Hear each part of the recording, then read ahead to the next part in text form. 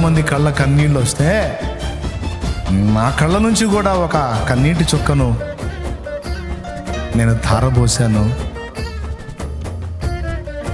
ఈరోజు మీరు గమనించండి, ఎంతోమంది త్యాగధనులు వాళ్ళ రక్తం మీద ప్రవహిస్తూ వచ్చింది సువార్త.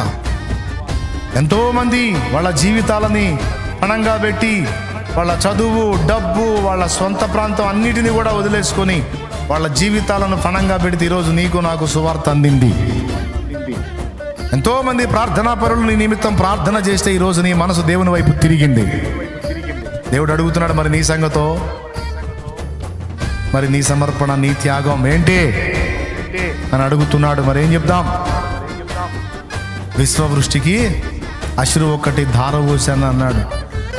నేను సైతం ఎంతోమంది పరిశుద్ధుల ప్రార్థన ఒక ఘోష వలె దేవుని సన్నిధికి వెళుతుంది, అందులో నా గొంతు కూడా ఉందని చెప్పగలవా?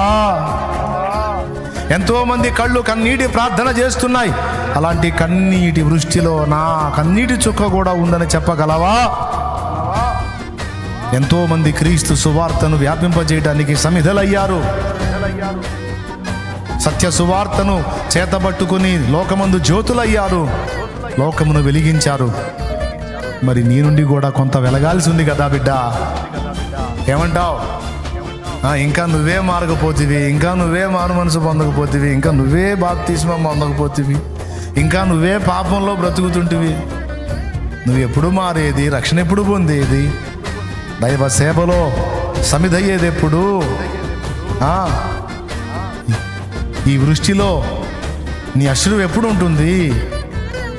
భూమి మీద నుండి దేవుని సన్నిధికి వెళ్ళే ఆ ఘోషలో, ప్రార్థనా విజ్ఞాపనల ఘోషలో నీ వెర్రి గొంతుగా ఎప్పుడు ఉంటుంది? ప్రార్థన చేయి దేవా.